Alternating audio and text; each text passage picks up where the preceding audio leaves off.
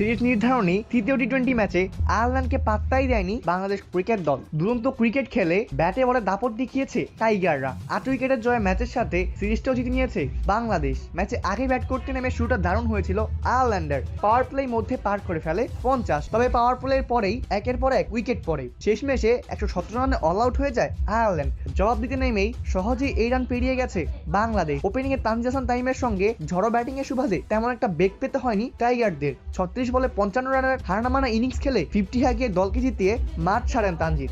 এই ম্যাচে আবার 5 ক্যাচ নিয়েও বিশ্ব রেকর্ড গড়েছিলেন তামিম। ম্যাচ ছাড়াও হয়েছেন তিনি।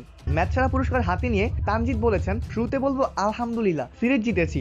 5 ক্যাচ নেওয়ার ব্যাপারটি মজার, সবাই ব্যাপারটা উপভোগ করেছে। আমি চেষ্টা করে গেছি বল বুঝে খেলার। সাইফ হাসান এবং আমি ভালো শুরু করার পর পারভেজ হোসেন ইমনের সাথে কথা বলে ঠিক করেছি যে শেষ পর্যন্ত খেলে ম্যাচটা শেষ করতে হবে, যদিও শেষ পর্যন্ত খেলতে হয়নি।